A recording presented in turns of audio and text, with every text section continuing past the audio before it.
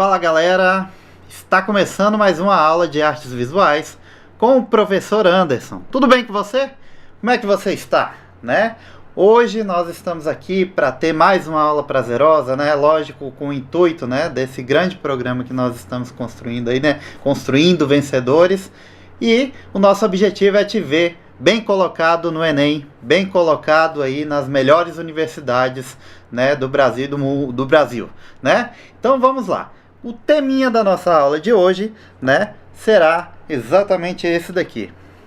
Elementos da linguagem visual, tá?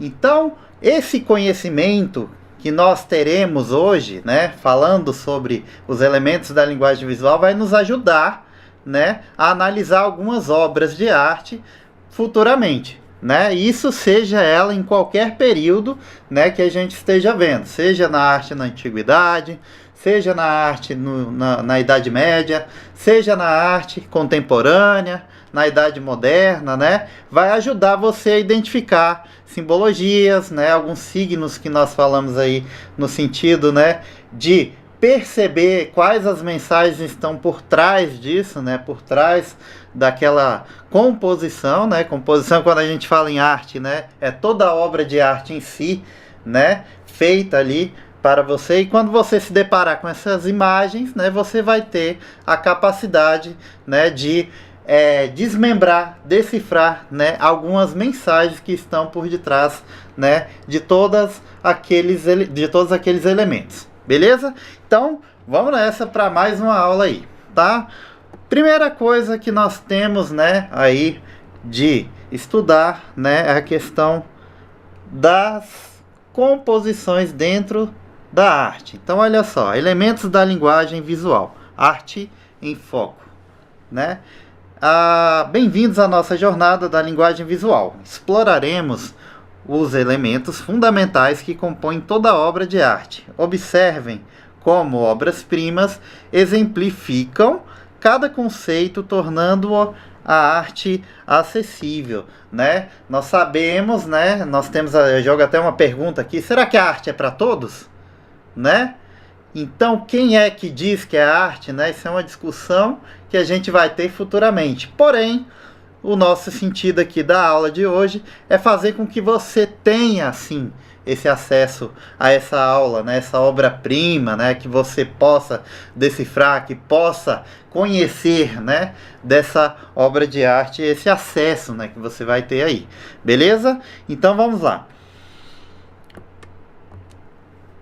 Primeiro elemento aí, o início, né, de tudo, né, que a gente precisa estudar dentro da nossa linguagem visual é o ponto, né? E aí o que diz aí pra gente, o que é o ponto, na verdade? O ponto é a menor unidade visual. É a base de todas as imagens, tá? Então o ponto é literalmente aí, não é o ponto final, né? No caso é o ponto, é o elemento inicial que vai fazer com que se criem, né, desenhos, composições, né, ritmos dentro da linguagem visual, que a gente vai poder perceber aí, né, com o passar da aula. Beleza? Voltando aqui para o slide, né, no caso, pontilhismo, né? Aí a gente tem um grande artista chamado Georges Seurat, que usou pontos para criar a cena Tarde de Domingo na Ilha de Grande Jatte, tá? Esse artista, né, vou voltar a falar um pouquinho no finalzinho aí da nossa aula sobre ele, vou mostrar a imagem para que a gente possa analisar um pouquinho mais, né, sobre a aplicação desse elemento visual que é o ponto dentro da obra de arte desse artista, beleza? Textura, profundidade também, né? Milhares de pontos que se unem formando texturas ricas e profundidade visual. Então, assim, dentro da produção desse artista, né, a gente vai perceber que ele conseguiu juntar, né, uma mistura ótica ali, onde você vai observando todos os pontinhos e juntos eles conseguem, organizados, né, conseguem dar essa impressão de clara e de escura ali e criar uma composição que a gente possa, né, chegar a apreciar. Beleza? Show de bola. Então vamos nessa.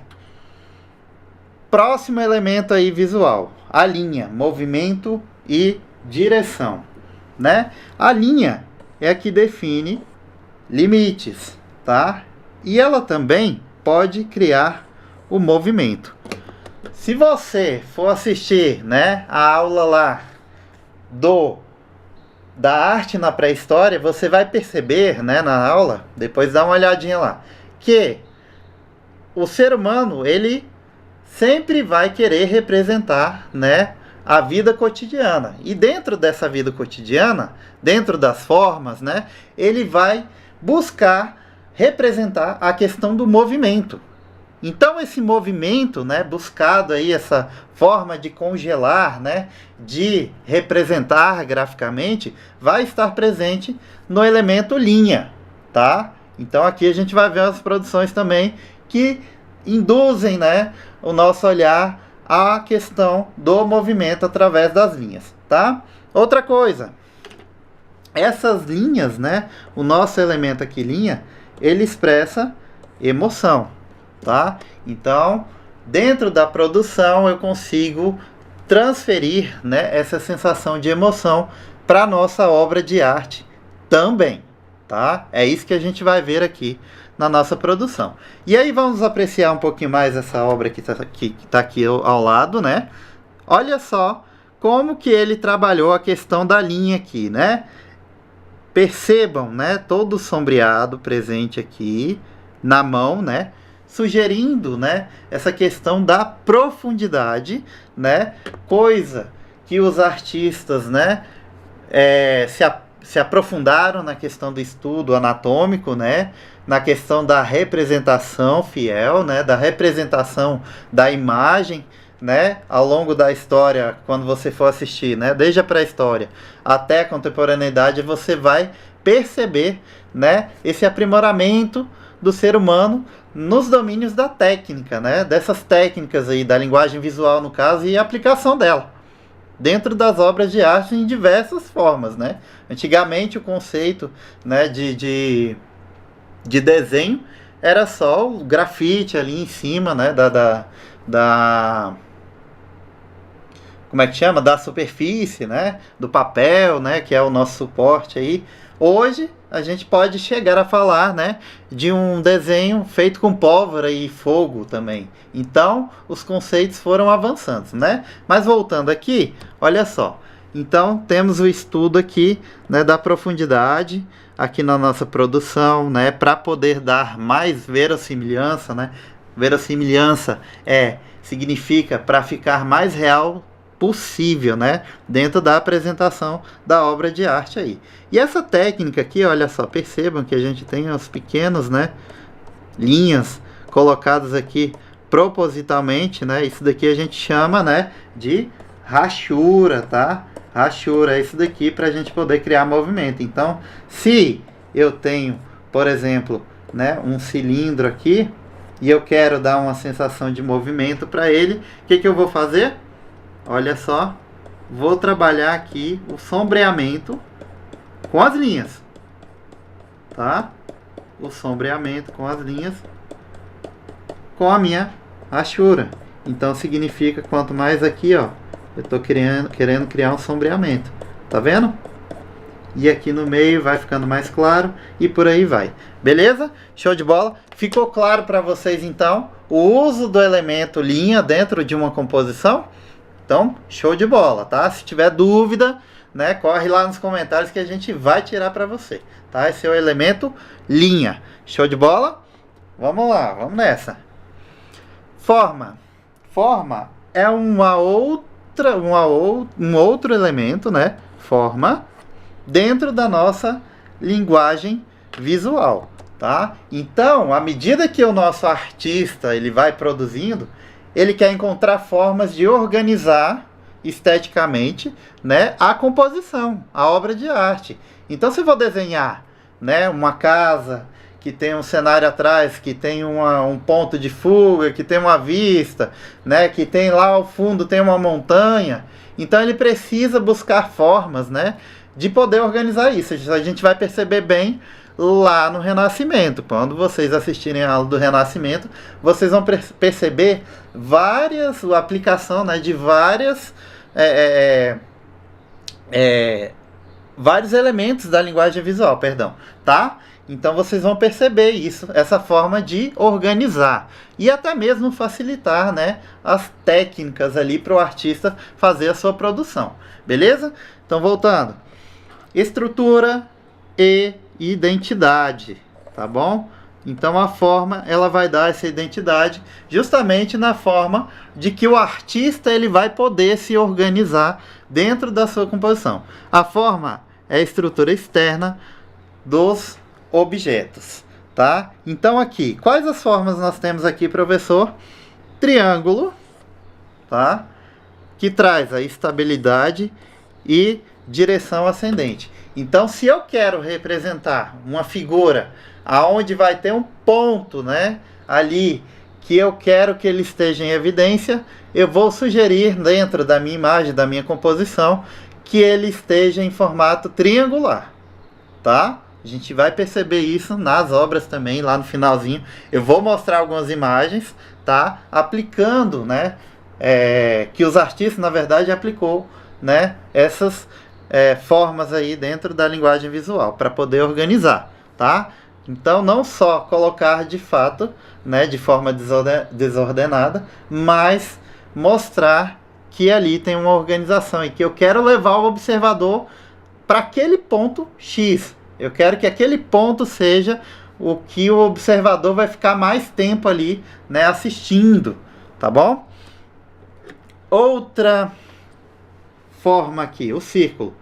Harmonia, totalidade e movimento contínuo. Então, essa forma aí, né, o círculo, ele vai dar essa ideia, né, de movimento. Então, minha obra, ela está em movimento, tá? Ela quer que o observador passeie, né, pela minha obra de arte, beleza? Vamos lá. E nós temos aí o nosso quadrado. O quadrado é simples, né, bem bacana. Quadrado traz a solidez, equilíbrio e ordem, né?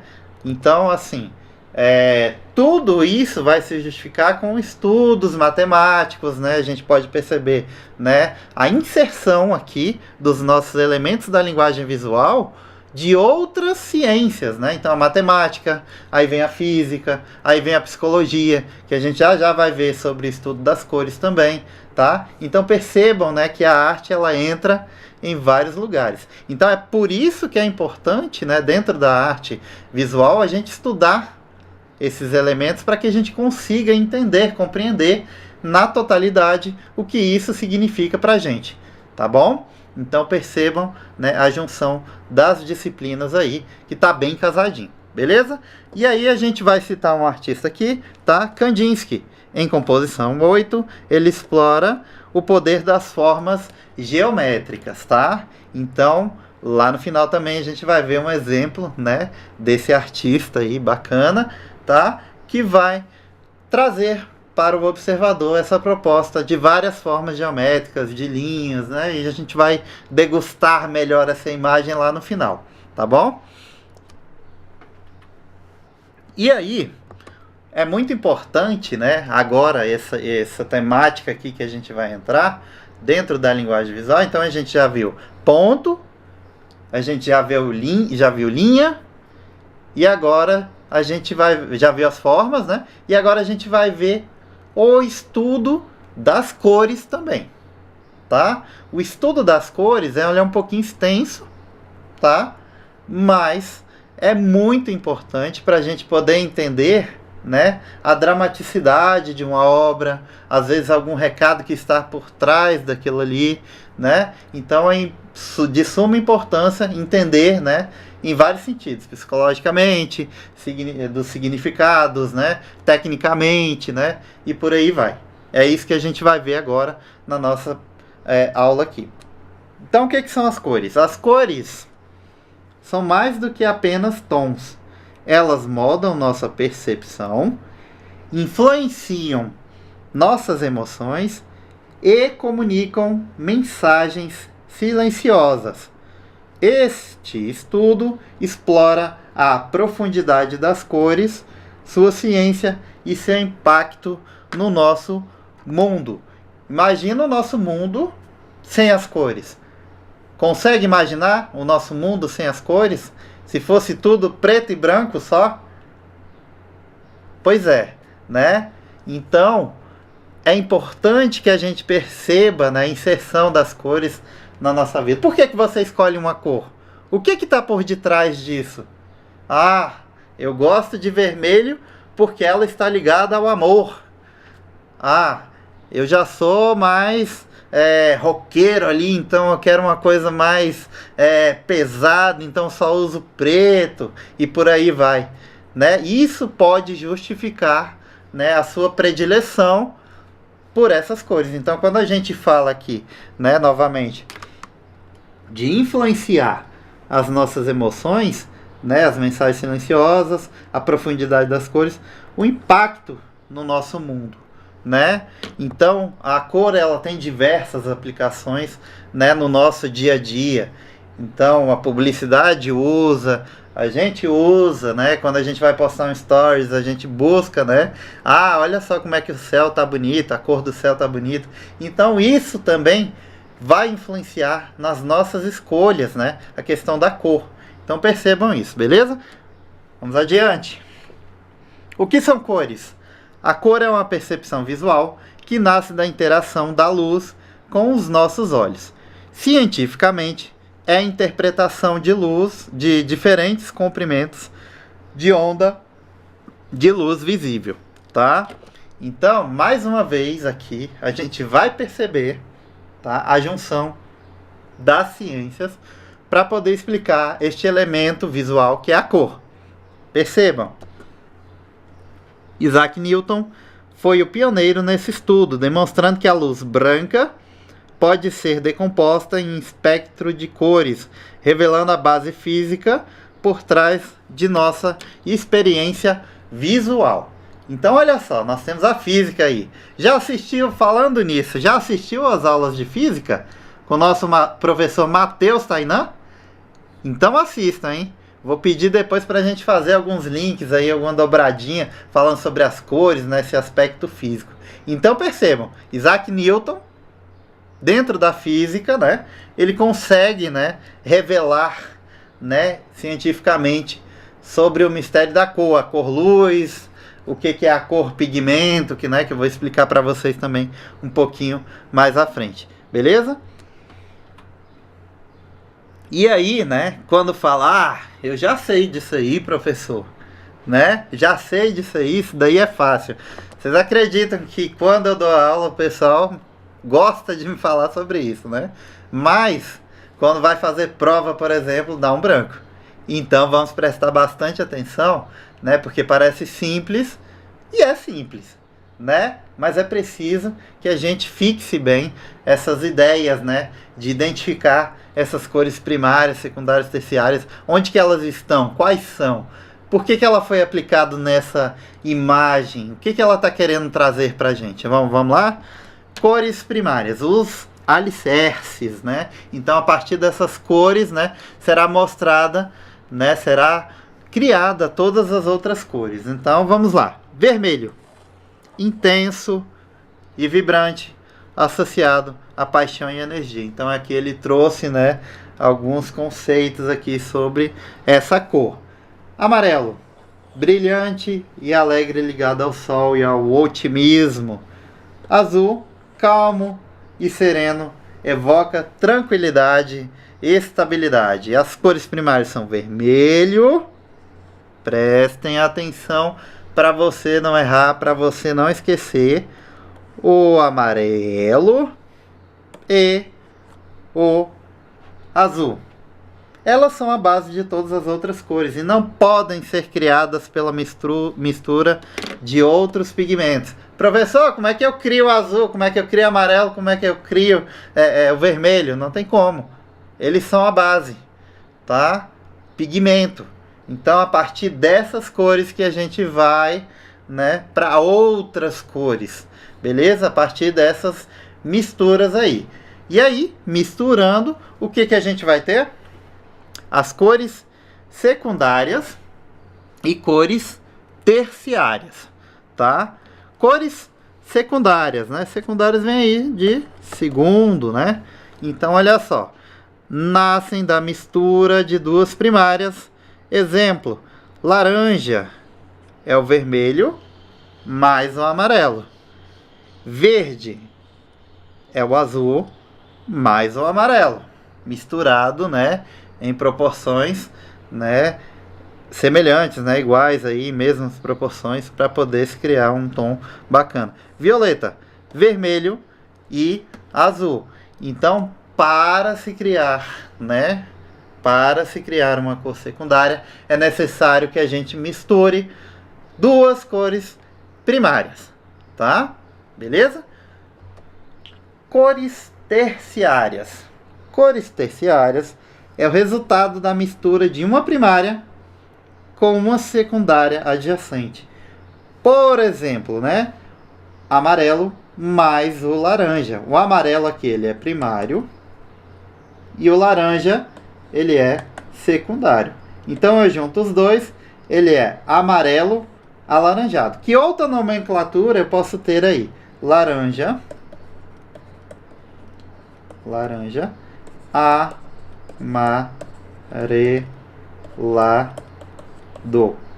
Qualquer uma dessas duas está correto, professor? Para eu dizer que é uma cor terciária? Tá correto, tá? Todas essas duas nomenclaturas eu consigo falar que é uma mistura de amarelo com laranja. Show de bola? Então, vamos nessa. E aí a gente vai falar sobre, né, as cores quentes e as cores frias. Aí eu chamo a atenção de vocês, né? Vocês já perceberam que quando a gente entra, né, no setor ali de alimentação dos shopping centers, né, a gente tem a predominância de amarelo e laranja e vermelho? Será que por que eles criam, né, letreiros e a maioria, né, das cores ali das marcas, né, de fast food, de alimentação, tem essa cor? Vocês sabiam que ela causa a sensação de fome?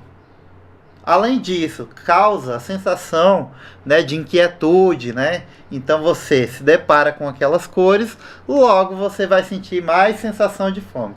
E isso cientificamente, né, comprovado, obviamente, para a gente poder estar falando aqui. Tá certo? Então olha só. Cores quentes: vermelho, laranja e amarelo. Transmitem calor, energia, paixão e excitação, ideais para criar destaque e dinamismo. Lembra que eu falei sobre a questão da inquietude?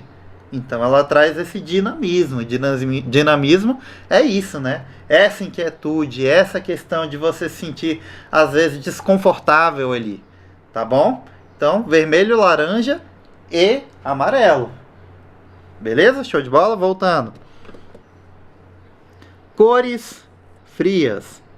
Aqui, azul, verde, violeta, sugerem calma, tranquilidade, estabilidade, serenidade, ótimas para ambientes relaxantes. Então, onde que eu vou aplicar, por exemplo, essas cores? Aí a gente já entra numa área de design gráfico aí, né? Posso utilizar ela em escolas, o azul e o verde, que ajudam na concentração. Sabiam disso? Estão sabendo agora.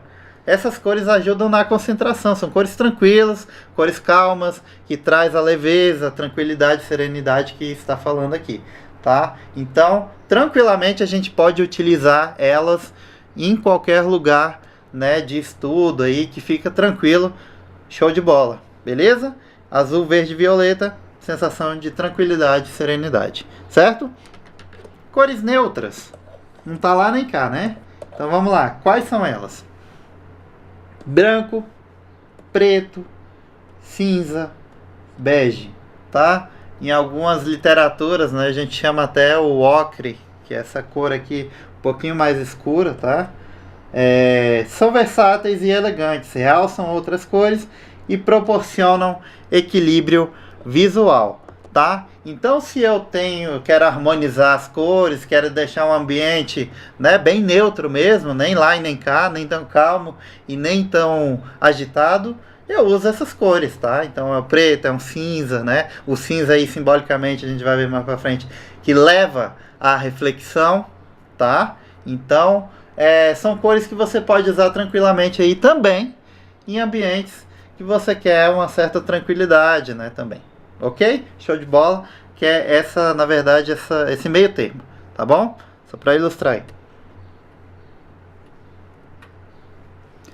E aí, nós vamos falar aqui agora sobre o círculo cromático, né? Esse círculo de Newton, tá? Então, olha só o que nós temos aqui.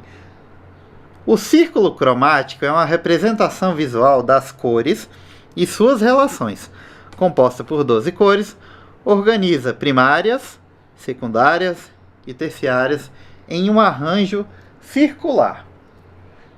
É uma ferramenta essencial para designs e artistas, facilitando a escolha de combinações harmônicas e contrastes, né? Então, assim, se você já foi, né, uma loja de construção com seu pai, com sua mãe, pode ser que, né, ele tenha pedido, ó, eu vou aplicar essa cor em um escritório, por exemplo. Aí, né, provavelmente o vendedor ali, que deve ter um pouco de conhecimento para poder mexer sobre tintas, vender sobre tintas, né, vai te falar, ó, essa cor aqui é bacana, é a mais usada, é uma cor tranquila, né? Então, a proposta, né, vai ser direcionada com essa questão, tá? Mas falando sobre o círculo cromático aqui, tá? Percebam que aqui, amarelo, né, tom de azul e vermelho, tá? E aí a gente pode criar todas as outras cores aqui em volta. Então, tem o laranja, né, tem o verde aqui e tem o violeta aqui. Beleza? Que são cores secundárias. E aí, laranja avermelhado, vermelho alaranjado, que são as cores terciárias, tá? Tudo isso para ajudar a gente a se organizar. Agora, chama atenção para vocês, né, para explicar assim, o conceito, dois conceitos, tá? Dois conceitos aqui que eu vou colocar para vocês. Primeiro, monocromático. Mono de um, tá? Mais um que dentro da cor, professor. Vamos lá. Monocromático. Monocromático.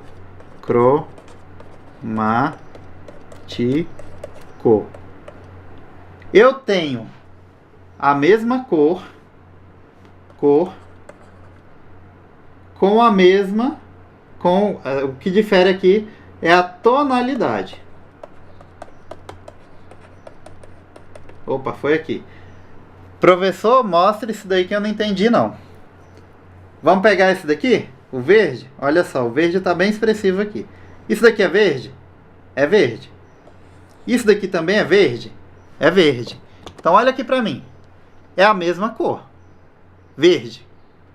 Porém, a sua tonalidade é diferente. Tá? Então, monocromático, mesma cor, tonalidades diferentes. Tá? Eu falei que é igual assim, no sentido de que verde é verde. Só que ele tem várias, né, subdivisões aí, né, para criar várias tonalidades diferentes. Tem um azul mais claro, um verde mais claro, um verde mais escuro, tá bom? Percebam isso. Então, monocromático faz referência a justamente isso, tá? Então, temos aqui 3 tonalidades da mesma cor, logo ele é monocromático. A partir de 2 cores, policromático. Então, se aparecer uma obra de arte lá e ela afirmar para você a obra de fulano de tal é monocromático, você já vai saber que é o uso da mesma cor com tonalidades diferentes, tá? Ah, a obra de fulano de tal é policromática. Ah, então tem mais de 2 cores ali presentes naquela composição, certo? Não é para errar isso. Vamos lá. E aí a gente tem as variações das cores, né? A matiz, a tonalidade, saturação, né? Que fala sobre isso também. Matiz refere-se à cor pura, sem adição de branco, preto ou cinza. É a característica que nos permite distinguir uma cor da outra. Exemplo, vermelho e azul, tá? Tonalidade é aquilo que eu falei para vocês, a variação de uma cor pura quando misturada com branco para clarear ou preto para escurecer, também conhecida como valor ou luminosidade. Percebam, galera, que a gente tem duas diferenças. A gente tem a cor luz, que é tratada pelo RGB, já ouvi falar sobre isso, né? Uma sigla em inglês, tá? Depois eu trazer para vocês, que fala, né, sobre a cor luz. Então, a cor pigmento é o seguinte: você já tentou misturar? Dizem que a mistura de todas as cores dá branco, não é isso? Você já tentou misturar? Faz o experimento aí, mistura todas as cores e vê se vai dar branco, né? A cor pigmento, aquela tinta ali que a gente compra, né? Tinta guache, qualquer tinta que você tiver aí, tenta misturar, ver se vai dar branco. Não vai dar. Não vai dar branco por quê? Porque a cor pigmento é diferente da cor luz. Se eu pegar, vamos voltar aqui para vocês, fazer o experimento, né, de pegar esse círculo cromático aqui, eu vou imprimir, coloco um papelzinho no meio e vou girar ele, né? Em uma iluminação ele vai ficar branco por causa da cor luz. Agora, se eu fizer diferente só misturando as tintas, ela não vai ficar branco, tá? Porque a cor pigmento é diferente da cor luz, tá bom? Só para deixar claro isso aí para vocês, que a gente tem falando sobre isso. Tem isso também, tá? Saturação representa a intensidade ou pureza de uma cor. Uma cor altamente saturada é vibrante, enquanto uma cor dessaturada é mais suave ou acinzentada, tá? Então, dentro da nossa produção aí, dentro da nossa linguagem visual, temos isso, tá? Matiz, tonalidade e saturação. Beleza? Não vamos perder esse ritmo aí, né? Vamos lá.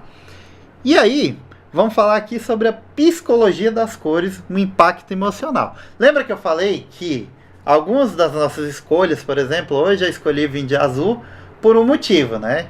Então, assim, eu achei que é uma camisa bacana, o azul é uma cor que eu gosto, então só aí já consigo justificar. Então, até mesmo na hora que você acorda, né, vai vestir sua roupa ali, você já começa pensando nisso, né, do significado das cores presentes na nossa vida.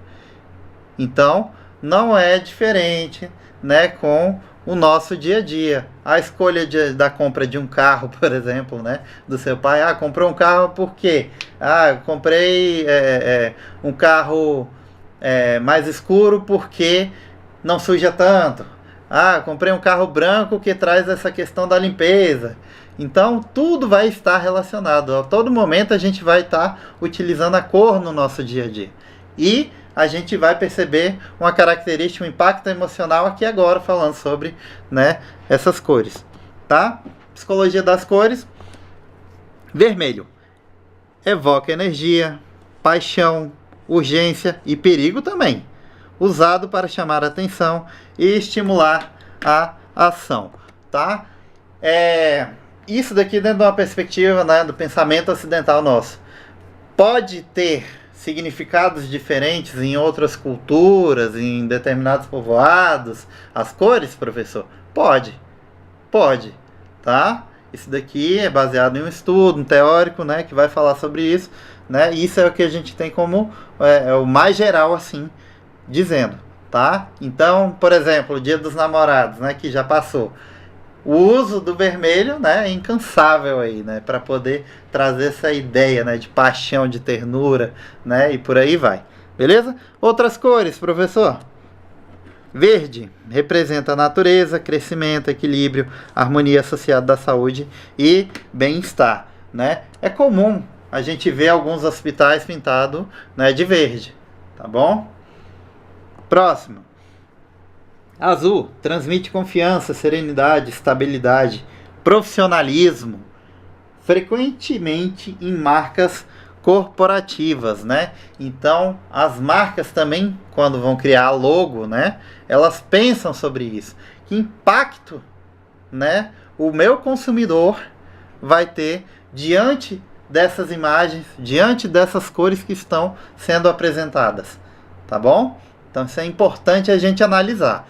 Tem um movimento, né, artístico, que é a pop art, né, que vai fazer uma crítica ao consumismo. Isso eu vou botar uma aula aí pra gente depois, pra gente poder, né, degustar um pouquinho mais sobre essa questão psicológica, tá? Falando sobre isso. E aí a gente vai perceber o uso das cores aí no sentido de uma crítica, para poder criticar o consumismo, tá bom? Vamos lá, voltando. Amarelo simboliza alegria, otimismo e criatividade. Pode também indicar cautela ou atenção, né? Vou falar uma curiosidade aqui. Vocês sabiam que o sinal, né, de trânsito, mudando um pouquinho de assunto, né? O sinal de trânsito ele foi inspirado nos pimentões, né? Que o pimentão você cata ele verde, aí depois ele fica amarelo e depois ele fica vermelho. E qual a cor que indica a atenção, que foi dita aqui, né? O amarelo. Opa! Presta atenção. Vamos fechar. Ou você deve, né, no caso aí, ficar atento para frear, né, ou se der tempo aí, se for muito recente, você passar, tá? Mas que você tem que ficar atento. Se tá verde, vai-se embora. Vai-se embora. Se tá vermelho, parou. Parou a gravação. Não essa daqui, né? Vambora. Brincadeira aí, né? Então vambora. Aplicações práticas da cor. Professor, aonde que eu vou aplicar essas cores? Design gráfico e identidade visual, né? Existem equipes de marketing, né, publicidade, propaganda, né, que vivem só para isso daqui, né, para criar uma identidade visual a partir das cores, das formas, né, qual o logotipo que eu vou colocar para uma empresa. Então isso é importante também, tá? Vocês perceberem. Na criação de logotipos, sites, embalagens, as cores definem a personalidade da marca e a sua comunicação, tá? Na moda, moda e arquitetura. Na moda expressam tendências e estados de espírito. Na arquitetura influenciam a percepção do espaço e do ambiente. Lembram que eu falei para vocês que em determinado ambiente eu posso usar tal cor que vai gerar uma tranquilidade, ou a gente quer colocar isso na praça de alimentação para gerar inquietude mesmo, para gerar aquela sensação de fome, tá? Então, moda e arquitetura também estão presentes o uso das cores. Beleza?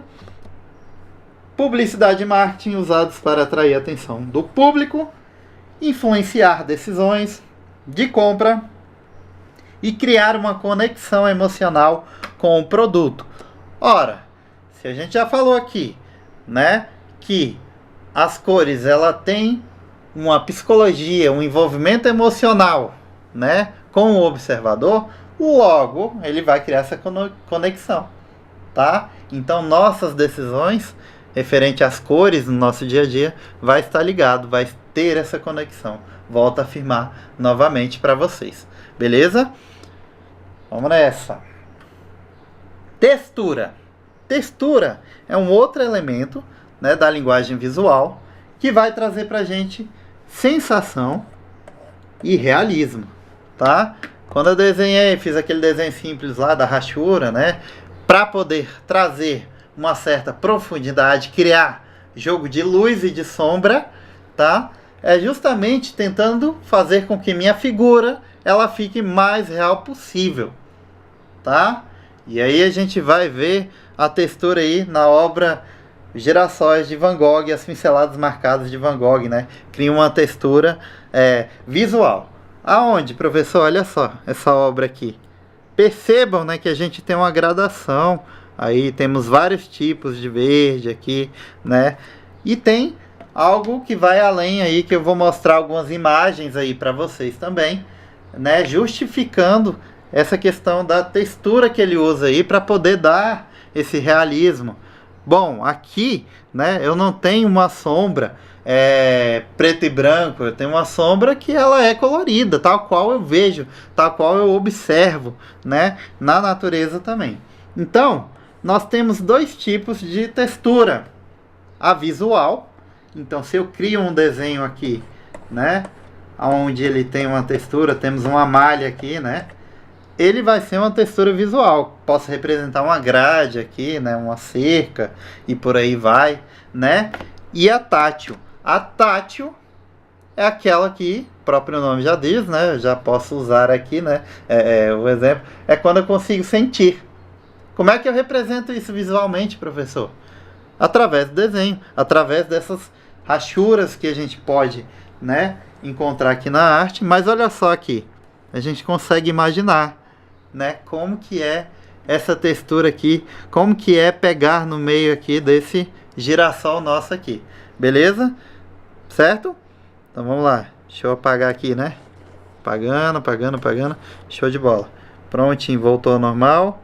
Vamos lá, caneta novamente. Então tem esses dois tipos de textura, visual e tátil, beleza? Sugere propriedades, e aí a gente falou também, né, sobre Van Gogh, que é um artista expoente que traz bastante o uso dessa textura, beleza? Jogo de luz e sombra, prestem atenção. Quando vocês forem assistir a aula lá de Renascimento, eles buscaram, né, bastante aplicar essa técnica. Eram os estudos iniciais ali para poder deixar a minha obra mais realista, certo?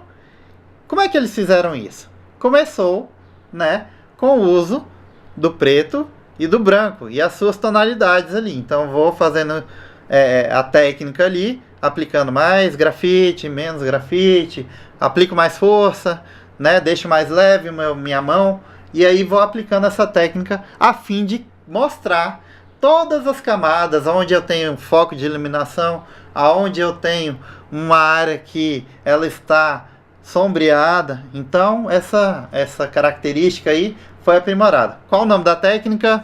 É a técnica do esfumato, tiara escuro, né? Também pode ser citado, né? Essas duas técnicas aí dentro do Renascimento. A gente vai ver muito, né, o uso dessa técnica aí. Luz e sombra, tá?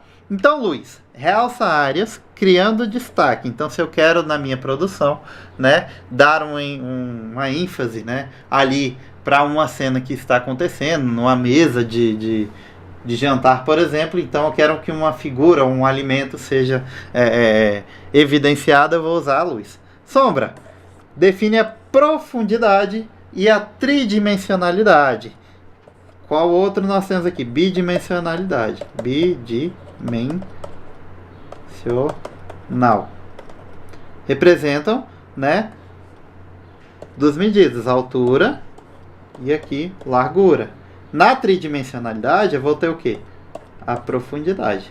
Beleza? Show de bola? Artista e expoente também.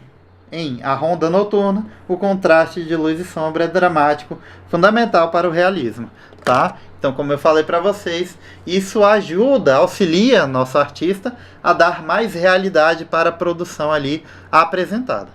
Show de bola? Vamos nessa. Elementos em combinação.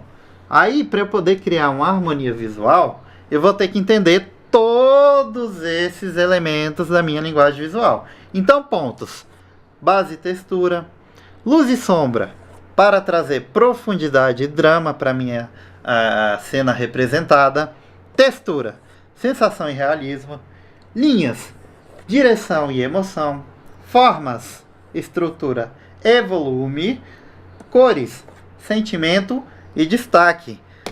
É ou não é tudo aquilo que a gente já falou aqui? É uma junção. Então, se eu entendo cada um desses elementos, eu vou conseguir ler também uma imagem lá do Enem. Eu vou conseguir perceber, poxa, ali o artista conseguiu trazer emoção, que era uma característica da época. Uma figura de divindade. Então ele representou a figura da divindade ali, ele colocou uma iluminação nele para representar, né, essa questão. Então percebam, tá tudo atrelado, tá? É de suma importância que você consiga identificar isso dentro das produções artísticas, tá?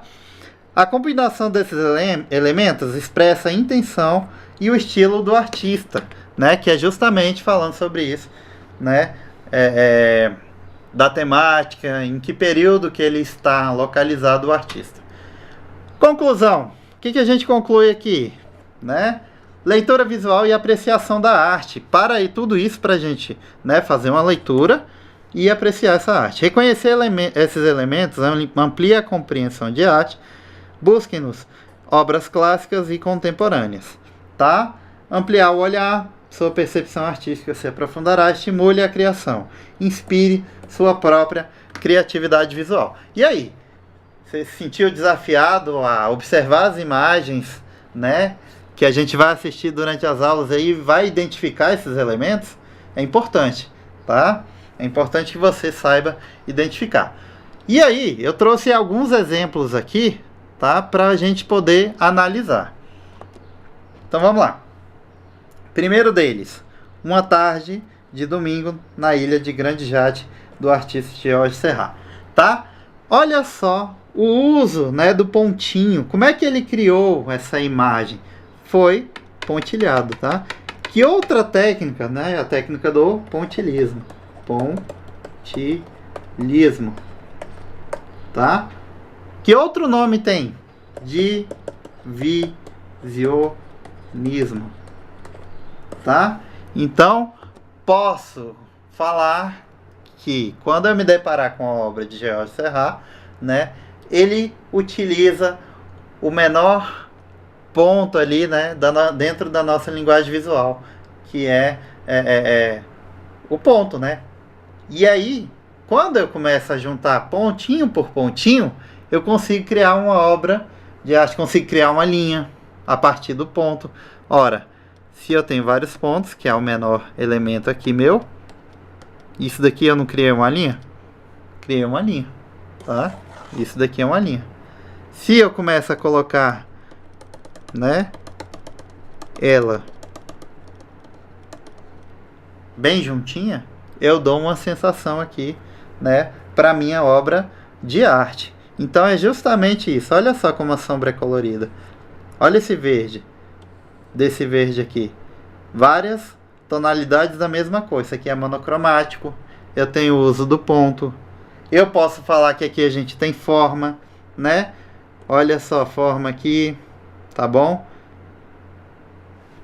Vamos adiante. Próxima obra para a gente analisar aí. Noite Estrelada de Van Gogh. Aqui a gente pode falar do uso da textura, tá? E aí eu falo para vocês que algumas obras de arte, né, o artista de fato ele coloca bastante tinta para poder, né, fazer a sua produção. Então isso aqui é uma das obras, é um exemplo de uma das obras em que ele usou bastante tinta, fica o relevo, como se ele tivesse ali colocado, como se tivesse não, né? Ele colocou bastante tinta, né, para dar essa impressão aí, beleza? Então, uso das linhas, a gente pode perceber que cria uma textura, tá? Isso daqui é uma textura visual. Olha só. Temos linha aqui também. A cor, né? Ela traz um certo sossego aí, a gente está falando da noite. Olha só como a gente consegue fazer links. Que formas nós temos aqui? Formas circulares, né? Que a gente pode até falar sobre um triângulo dentro da minha composição, tá? Aonde eu estou querendo chamar a minha atenção no aspecto da noite, né? Uma noite estrelada. Então, as estrelas seriam esses pontos aqui, tá? Então, olha a figura da lua aqui iluminada em volta, né? Tem vários matizes aqui da nossa cor amarela, tá? Então isso ajuda a gente a analisar melhor quando a gente entende, né, essas classificações das cores. Próximo exemplo agora, né? A gente vai é um artista expressionista, o próprio nome já diz, né, de expressão. E aí a gente vai ver o uso da cor para poder enfatizar tudo aquilo que ele queria. Olha só. Vamos começar pela temática. O título da nossa obra aí é O Grito. O artista é Edvard Munch. Olha as cores que ele está usando. Amarelo, laranja, vermelho. Lembram o que essas cores causam na gente? Inquietude, né? Tem a ver com o tema que a gente está apresentando aqui? Dentro dessa obra? Tem. O grito. E olha o personagem, uma figura humana que está ali na frente, né? Aparentemente, né? Inquieta. Então essa imagem ela traz um pouquinho de desconforto pra gente. E justamente era, né? Um pouquinho de desconforto, né? Então, o expressionismo ele tratava de angústia, de tristeza, de temas ruins, tá? E isso a gente vai ver lá na nossa aula de expressionismo, quando a gente estiver falando aí sobre algumas vanguardas europeias, tá bom? Mas aqui fique como curiosidade. Aqui a gente está analisando um aspecto, né, da emoção dentro aqui. Mas a gente pode identificar outras questões aqui. Olha a composição, né? Temos um triângulo aqui, forma, né, que a gente pode colocar. Temos a textura, temos linha, tá? Que sugere movimento. Olha só, a própria, né? Mão ali do nosso personagem, ele sugere isso. A questão das cores, tá? Então, quando a gente começa a estudar isso, realmente, a gente bate o olho e a gente já fala, né? Tudo que pode significar aí. Fica mais fácil. E aí, composição número 8 do artista Wassily Kandinsky, tá? Isso daqui trata-se de uma arte abstrata. A arte abstrata é onde a gente não tem uma figuração, né, humana, por exemplo. Aqui a gente tem o uso de várias formas aqui presente na nossa produção, tá? Então temos linha, temos cores, essa imagem nós podemos falar que ela traz um movimento. Tá vendo que ela não tá toda equilibradinha, ela tem uma sensação de movimento. Parece que nós temos uma maior quantidade de elementos aqui desse lado, que traz um movimento aí, numa quietude, né? E várias formas ao mesmo tempo, né? Compondo a nossa obra de arte, beleza? Tudo isso para a gente falar da forma aqui em específico, que é clara e evidente, né? Na nossa produção, tá? E aí eu trago para vocês, né? Quando você for assistir lá a aula sobre o Renascimento, essa obra aí é uma das obras do Paz, tá? Do Paz 1. Para quem, né, for fazer essa prova aí, você vai ver ela também lá na aula de Renascimento. Eu vou falar sobre ela, tá? O que nós temos aqui? Olha só, a Última Ceia, Leonardo da Vinci. Leonardo da Vinci você já ouviu falar, né? Aquele artista que fez a Mona Lisa e fez esse quadro aqui. Nós temos uma cena bíblica, né? Aí a Última Ceia. Mas que elementos a gente pode identificar nessa obra de arte? Olha só, percebam que todo o direcionamento da nossa composição, que é essa obra aqui toda, ela aponta para uma figura central, que é o nosso triângulo aqui. Tá vendo? Olha a mão do nosso espectador. Olha os olhares, né? Alguns estão olhando em outra direção. Olha a forma em que ela foi criada. Nós temos um radial aqui, ó. Isso é o uso da perspectiva. A gente pudesse falar que é um ponto, né?